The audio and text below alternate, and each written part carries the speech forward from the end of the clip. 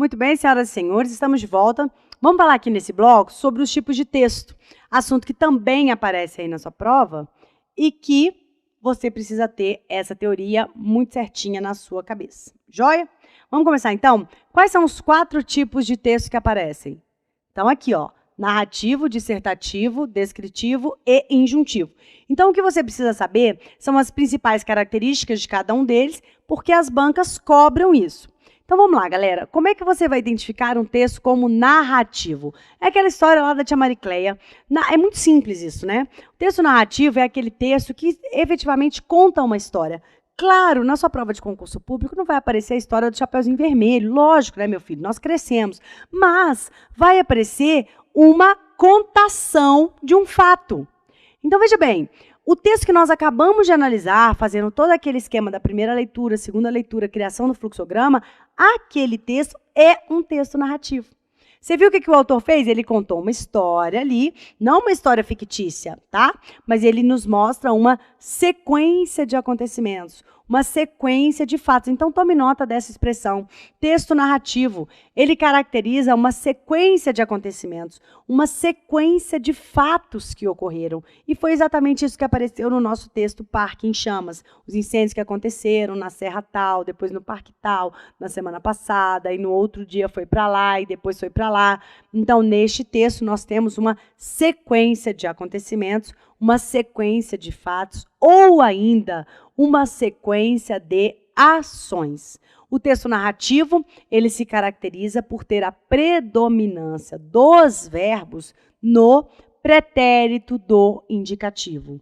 Por que no pretérito do indicativo? Porque este tempo verbal nos leva, nos remete à ideia de acontecimentos realizados. Então, como eu vou te passar no texto narrativo uma sequência de acontecimentos, estes acontecimentos, obviamente, foram realizados. Em uma ordem, né? É uma sequência que eu vou te mostrar.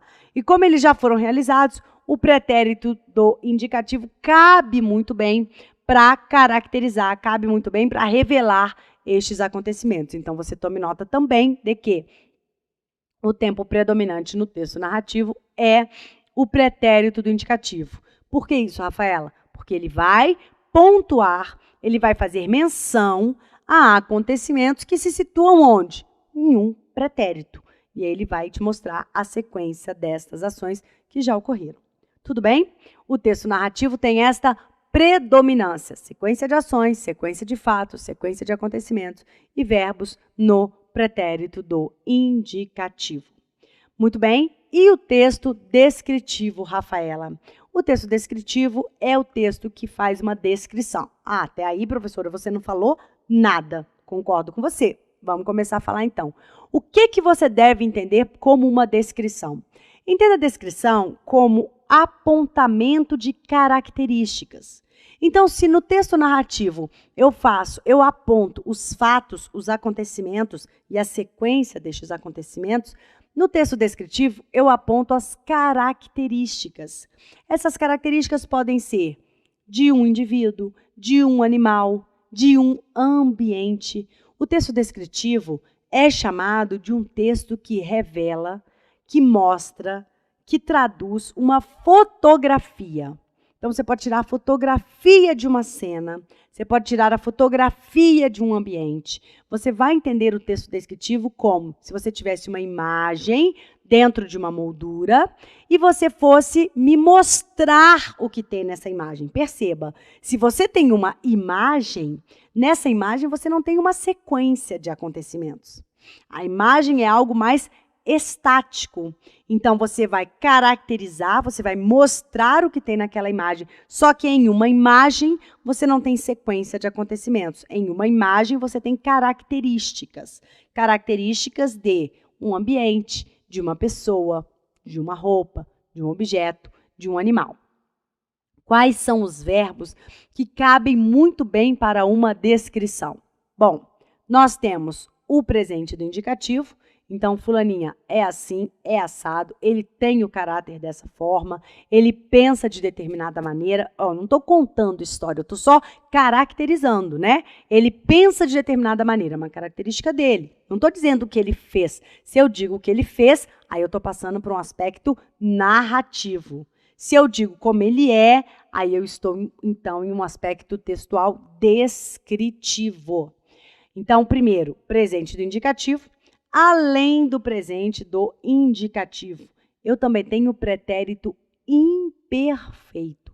De que maneira o pretérito imperfeito vai caber aqui na descrição? Muitas vezes, senhores, ao fazer uma descrição, eu vou mostrar para vocês coisas que aconteceram ao mesmo tempo. Isso não é efetivamente uma narração. Olha a diferença. Eu acordei, tomei um banho, peguei um avião, vim para São Paulo e gravei as aulas tais, tais e tais para o atual concurso. Depois, fui para o aeroporto, peguei um avião de volta para o Rio de Janeiro, fui para a minha residência. Olha isso, uma sequência de acontecimentos. Tá? Desde o momento em que eu acordei. E olha os verbos, então, no passado. Eu acordei, tomei um banho, peguei um táxi, fui para o aeroporto, peguei o avião, voei até São Paulo, gravei as aulas, fui para o aeroporto de São Paulo, peguei o avião, voltei para o Rio de Janeiro e fui para a minha residência. Então, eu tenho uma sequência de acontecimentos. Isso caracteriza uma narração. Mas agora eu posso descrever como foi essa viagem. Eu acordei atrasada, aí eu já comecei a descrever. Tomei um banho muito apressada, tá vendo? Eu já estou dizendo como é aquilo, como foi aquilo. Então, se eu digo como foi, aí eu já estou em um campo da descrição. Peguei o voo que saiu no horário, não foi um acontecimento, que saiu no horário é uma descrição, uma característica daquele voo. Peguei o voo que saiu no horário. Chegando em São Paulo, peguei um táxi, durante o táxi fui conversando com um taxista, cheguei no estúdio. No estúdio, havia uma poça d'água, porque choveu muito aqui em São Paulo. Novidade, choveu muito aqui em São Paulo. E aí alagou tudo, não sei o quê. Isso é brincadeirinha, fictício. Alagou tudo, a gravação atrasou 3 horas. Então, essas características, né? Então, alagou, o estúdio estava alagado, né? A câmera estava com a bateria descarregada, as lâmpadas estavam queimadas. Aí já são características. Então, ó, no meio dessa sequência de ações, eu coloco características. Então, observe. Agora eu já falei no meio dessa sequência de ações. Opa! Então, peraí, Rafaela, você está querendo me dizer que eu posso ter, em um mesmo texto, uma sequência de ações e uma caracterização dessa ação, desse ambiente, dessa pessoa? Exatamente isso, doutores. Eu posso ter em um mesmo texto aspectos narrativos e descritivos e ainda outros que nós vamos ver. O que geralmente acontece é, sim, essa miscelânea. É muito difícil você ter um texto exclusivamente narrativo ou exclusivamente descritivo ou exclusivamente dissertativo. O que vocês vão encontrar nas provas de vocês é a predominância de uma destas tipologias. E a predominância de uma destas tipologias, ela sugere, então, que você caracterize, classifique aquele texto de acordo com a predominância da tipologia. Mas o texto natural de uma prova de concurso é um texto, com certeza, híbrido. O texto naturalmente vai ser um texto híbrido. Você vai ter aspectos narrativos, aspectos descritivos e até mesmo aspectos dissertativos, todos eles em um mesmo texto. A questão é que a banca vai perguntar para você qual é a tipologia textual que predomina. E é isso que você tem que entender. O que está mais forte naquele texto? A sequência de ações, desde o momento em que eu acordei até a hora que eu voltei para minha casa, no Rio, ou a caracterização dessas ações? Eu falei mais das sequências ou eu parei mais da metade do texto para falar de como é que estava o estúdio aqui quando eu cheguei? A parede é de tal cor, o quadro é de tal cor, havia 3 canetas tais, tais e tais cores, o apagador era novo. Então, é isso que você tem que dosar. Mas o que vai predominar no texto? Aquilo que mais aparecer, sem sombra de dúvida. Agora, não espere, como na nossa época de tia Maricleia, que um texto seja exclusivamente narrativo, exclusivamente descritivo ou ainda exclusivamente dissertativo, tá? Você não está mais na alfabetização. Beleza, galera? Então, você tem que ter essa malícia. Tem que saber quais são as características de cada um deles, o que cada um deles faz, o que cada um deles mostra para você. Sequência de ações, fatos, acontecimentos, verbos no pretérito do indicativo. Aqui, características, descrição, características. Aqui eu não mostro uma sequência de ações, tá? Anote outra característica, texto narrativo. Anote aí. Tem passagem de tempo. Texto narrativo. Passagem de tempo. Então, aqui o tempo está em andamento.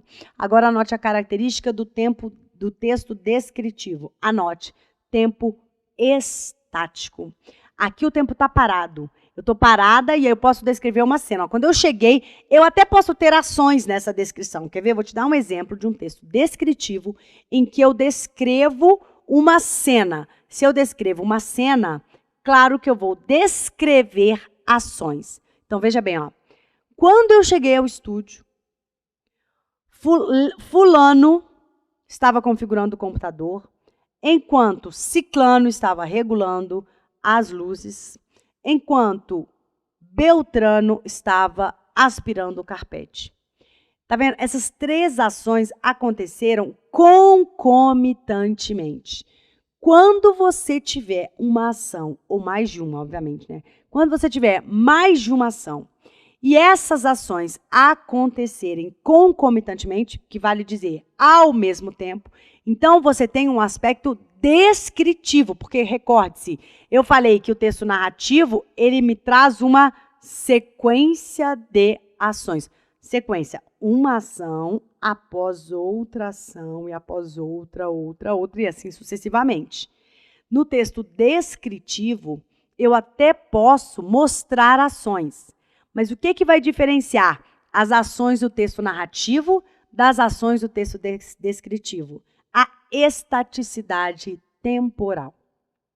Se o seu tempo estiver parado, você pode dizer, nessa hora, entendeu? Ao meio-dia, você pode parar o tempo e dizer o que está acontecendo em cada local do mundo.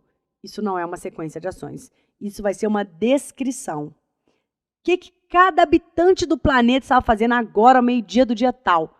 Beleza. Isso é uma descrição. Então, doutores, eu posso ter ações no texto descritivo. Cuidado, eu posso ter ações no texto descritivo. O fato é que estas ações serão caracterizadas, serão maculadas pela estaticidade temporal. Se houver decurso do tempo, texto narrativo.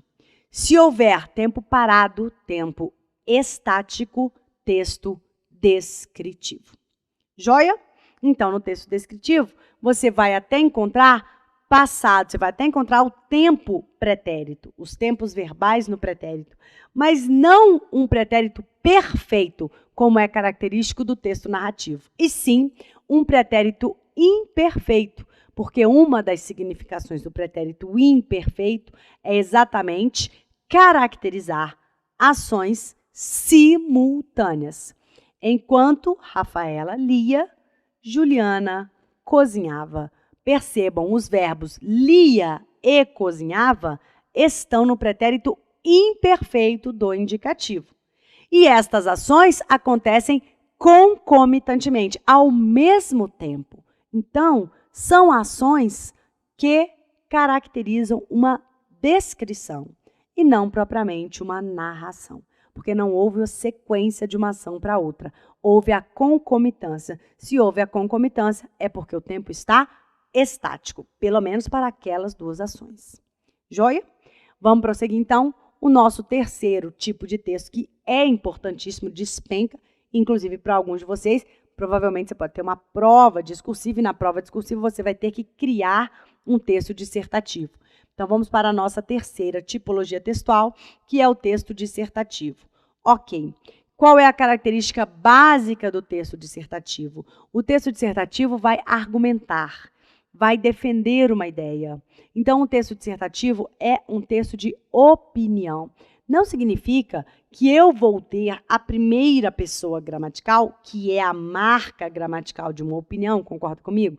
Quando eu digo para você, eu acho que a cor azul fica legal aqui, é a minha opinião. E esta minha opinião está marcada gramaticalmente pela primeira pessoa, no pronome eu e no verbo acho. No entanto, o texto dissertativo não precisa vir com essa marca gramatical da primeira pessoa. O texto dissertativo, ele é opinativo na sua essência. Ele é genuinamente opinativo. O papel principal dele é mostrar uma opinião. Mas essa opinião, ela pode ser mostrada sem o uso da primeira pessoa gramatical. Aliás, isso muitas vezes não acontece. Esta opinião, ela é mostrada com o aspecto gramatical, a marca gramatical da terceira pessoa. Você quer ver uma coisa? Quando eu digo assim, ó, a cor azul está adequada para este ambiente. Concorda comigo que isso é uma opinião? O que seria uma cor azul adequada? Ora, eu posso achar a cor azul adequada e o fulano pode achar a cor marrom adequada. E a Maricleusa pode achar a cor rosa pink adequada para o ambiente. Então, vejam, são opiniões.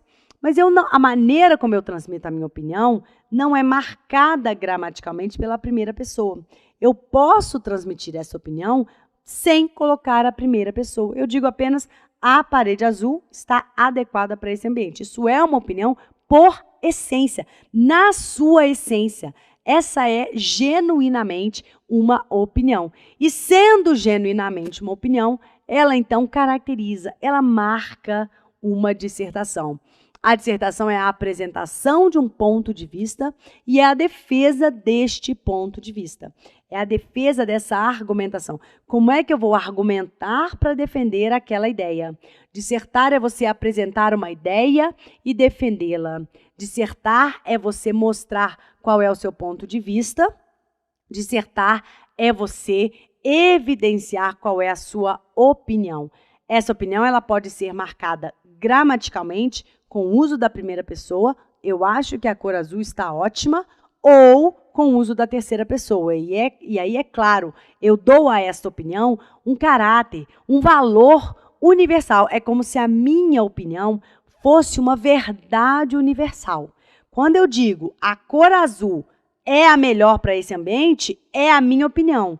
Mas exatamente por usar o verbo na terceira pessoa, eu dou a esta opinião um caráter de universalidade, como se essa fosse uma verdade universal. E ai de quem disser que a cor rosa pink ou a cor coral é a melhor para esse ambiente. E aí eu vou ter que argumentar. Então, isso é dissertar, é você ter um ponto de vista e defender esse ponto de vista. Por que a cor azul bebê é a melhor? Porque é uma cor que tranquiliza. A cromoterapia nos traz isso em diversos textos, em diversos artigos. A cor vermelha é uma cor que agita, né? Não tranquiliza. Então, posso argumentar, mas não deixa de ser a minha opinião. Não deixa de ser a minha opinião, porque pode ter uma pessoa que fique muito tranquila com uma cor vermelha na sua cara. Sua cabeça, sua cara ficou feia, né? Fique muito tranquilo com uma cor vermelha aí na sua frente, não tem problema algum. Cada um com seus problemas, né?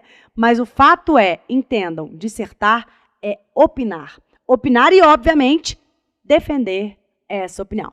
Pausa para eu molhar as minhas cordas vocais. Vamos continuar aqui, então. Olha só. O texto dissertativo, então, ele é um texto bastante forte no aspecto do que ele traz. Então, o texto dissertativo, ele vai trazer uma opinião, mas essa opinião ela deve estar embasada. Você entende? Porque senão vira mera opinião, e aí perde-se um pouco até mesmo do valor dessa opinião. Quanto mais você puder justificar essa opinião, levando-se em consideração aspectos objetivos, melhor vai ser o seu argumento. Eu costumo dar o seguinte exemplo, já que dissertar é argumentar. Eu costumo dar o seguinte exemplo. Pensa você aí numa DR, com o seu namorado, que você sabe muito bem o que é isso. Então, você com uma DR com o seu namorado, o que acontece? Quando é que você perde uma discussão? Você começa a perder uma discussão quando você começa a colocar nessa discussão aspectos pessoais. Você está lá brigando com seu namorado, uma DR, e você fala assim para ele, mas eu quero que seja assim. Mas eu acho que isso que você faz não é legal. Mas eu acho que você pisou na bola por isso. Mas é muito eu. é muita primeira pessoa, e a primeira pessoa enfraquece toda e qualquer argumentação. Perceba, vamos imaginar aquela piriguete que não sai do seu pé, mandou uma mensagem para o seu namorado, e o seu namorado, como todo homem retardado, não tem nada demais, responde a mensagem. Imagina, só respondi, não tem nada demais, né? Como todo homem retardado, imbecil que é. Imagina, não tem nada demais, não tem maldade nenhuma. Tá, não tem maldade não, maldade tenho eu, né? Então a piriguete foi lá, mandou a mensagem, e o cara, respondeu, né? Como é que você tá? Que saudade. Aí o seu namorado respondeu, segundo ele, de maneira muito educada, estou bem, e você? Quanto tempo? Quanto tempo? Então dá vontade de matar, né? Beleza. Então esse namorado mongoloide foi lá e escreveu isso para ela. Claro, se você for uma pessoa normal, você vai ficar meio possessa, né? Claro que também não no grau 5, né? Pelo amor do que você acredita, não no grau 5 da bipolaridade. Mas se você for uma pessoa mais ou menos normalzinha, você não vai gostar. Aquela piriguete que já ficou com ele, que vive dando em cima dele, né? Sabe que vocês namoram e fica deixando aqueles recadinhos ridículos no Facebook, ok. Aí você fala, ô fulano de tal, vulgo, meu namorado, o que significa isso aqui no seu celular? Detalhe, como você viu isso no celular dele? Você foi fuxicar, porque a mulher faz essas coisas, né? A gente não faz isso, não. É muito feio fuxicar. Facebook, celular, até porque quem fuxica acha. Então não fuxica, não. Se você tá com uma pessoa que você não confia nela, pelo amor de Deus, dá um chute na bunda e procura outra. Tô brincando. Também vamos parar aqui de dar conselhos e vamos ao português. Mas vamos lá. Faz de conta lá que você, por acaso, a mensagem assim, pulou, entendeu? Porque mulher não fuxica celular de homem. Aí pulou a mensagem bem na hora que ela mandou, apareceu e você viu. Fulana, vulgo meu namorado, o que significa isso aqui? Aí ele, é porque eu respondi uma mensagem dela e tal. E aí ela replicou, vamos combinar qualquer dia um sorvete. Olha que inocente, um sorvete, só se for para jogar na cara dela, né? Aí combina um sorvete. Aí ele fala, não, amor, isso aqui é porque ela me mandou uma mensagem, eu respondi aí, não, mas deixa, claro que eu não vou combinar um sorvete com ela. Nisso você já está soltando fumaça pelo ouvido do Shrek. Aí, o que você fala para ele? Eu não acredito que você está fazendo isso. Você acha que eu sou boba? Porque eu nunca faço isso com você. Porque eu não tenho essa postura. Porque eu acho um absurdo você responder essa mensagem. E aí começa, eu acho. Aí você fala, eu não quero. Aí você lembra daquela vez que eu fiz isso. Eu. Aí ele já começa a ficar possesso, porque o homem não gosta de ser mandado. Aliás, o homem gosta de ser mandado. Ele só não gosta de perceber que está sendo mandado. Se a gente souber mandar sem que eles percebam, gente, o relacionamento é um mar de rosas. O que você não pode é deixar claro, entendeu? Então, deixe de forma implícita. Se você diz, eu não quero, pode ter certeza, ele vai mandar, quando você não estiver vendo. Mas se você, inteligentemente, faz uso da defesa da sua opinião, de maneira objetiva, olha o argumento que você vai usar. Ao invés de falar assim, eu não quero que você mande mais mensagem para ela. Eu não quero que você fale com ela. Quando você cruzar com ela na faculdade, vira a cara. Entendeu? Ao invés de você falar isso, diga o seguinte, que tal? Fulano, vulgo meu namorado. Nada contra essa indivídua te mandar mensagens. Mas, talvez um homem, na sua idade, no seu momento maduro de vida, deva efetivamente escolher e saber que se ele está comprometido, ele está fora do mercado. O que significa que ele deve fechar as portas para possíveis oportunidades que agora se tornam oportunidades do passado.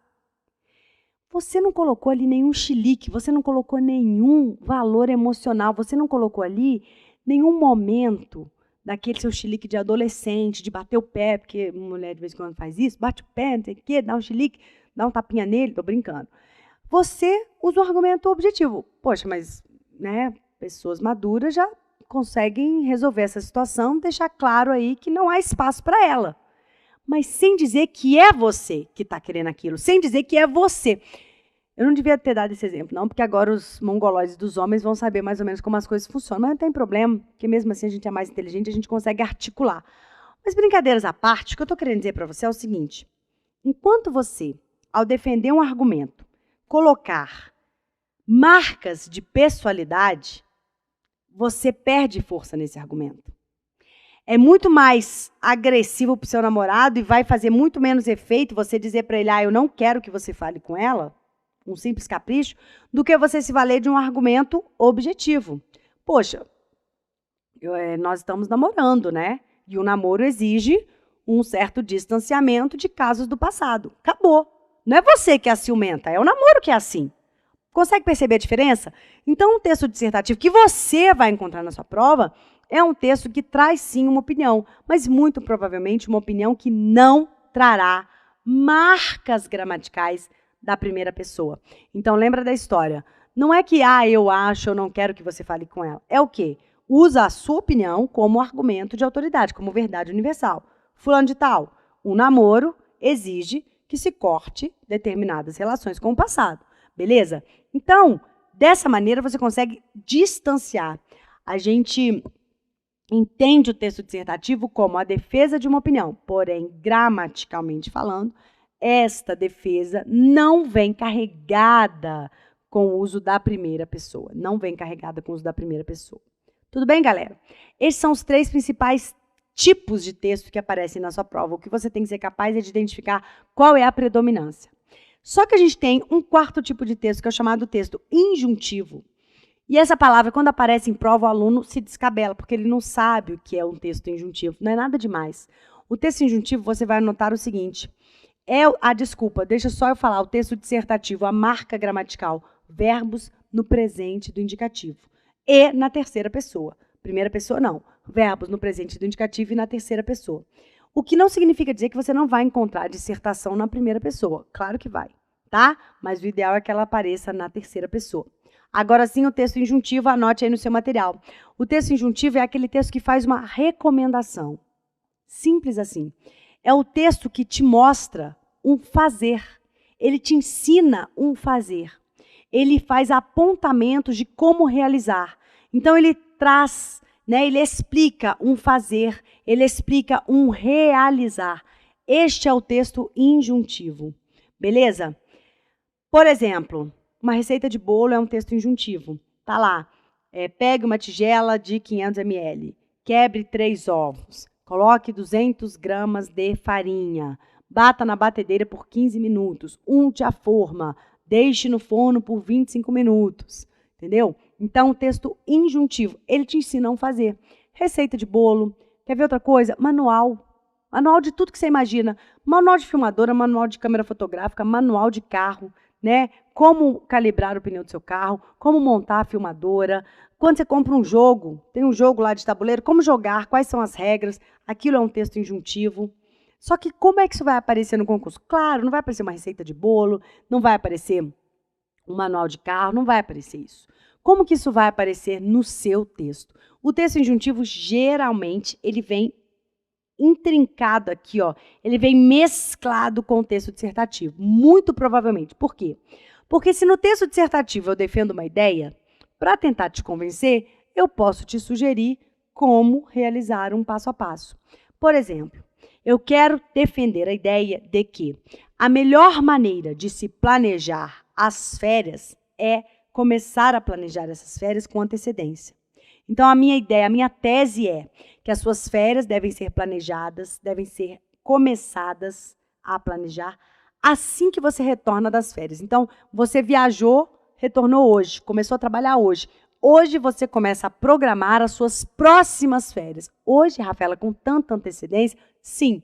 E aí eu vou argumentar, dizendo que assim, você vai obter melhores preços nas passagens aéreas, você vai obter melhores preços nos hotéis, você vai conseguir vagas nos melhores hotéis, você vai conseguir vagas para os espetáculos de shows, teatros, que você vai ver no seu destino.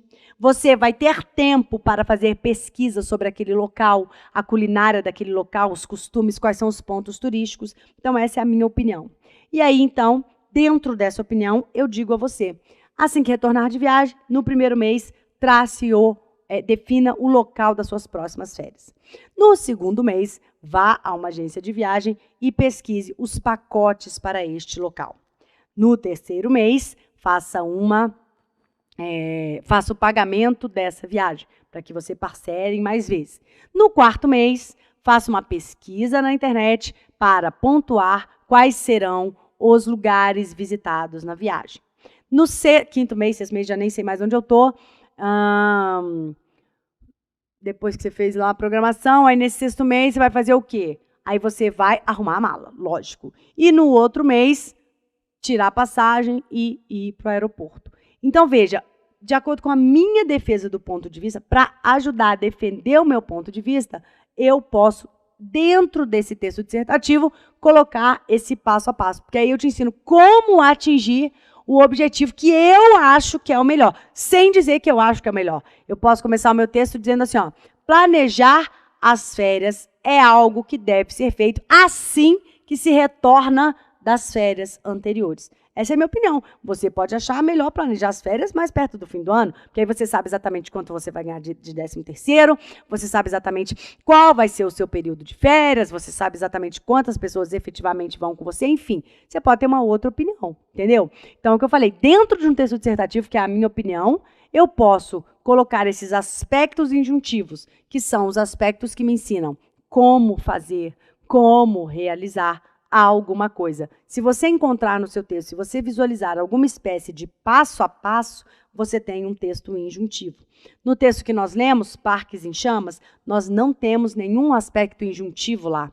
Ele não nos diz, o autor não nos diz o que deve ser feito e nem como fazer. Não há nenhuma menção aos aspectos injuntivos. Mas há aspectos, trechos narrativos muito fortes lá e também textos descritivos muito fortes lá. E o texto dissertativo, aspecto dissertativo, não. Ele não defende nenhuma opinião. Ele até expressa opinião, mas ele não o texto dissertativo não é meramente expressar uma opinião. É expressar essa opinião e defender esta opinião com argumentos. Tudo bem, doutores? Isso aqui não é difícil, não. É só para você ter ideia de quais são as características destes textos e saber identificá-las. Nós vamos finalizar o nosso módulo de compreensão e interpretação de texto. Eu me despeço de vocês dando a seguinte informação. Há no seu material didático um texto, até posso mostrar para você, ó, um texto que foi aplicado no ano passado, finalzinho do ano passado, TJ de Roraima, da banca CESP.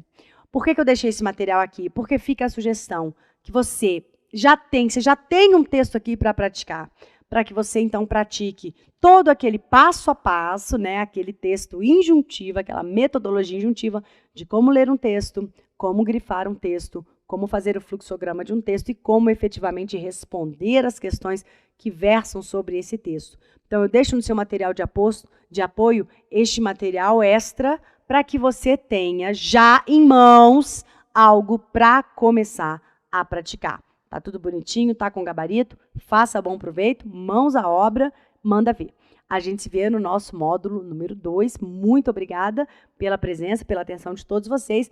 Forte abraço, ótimos estudos. Tchau, tchau.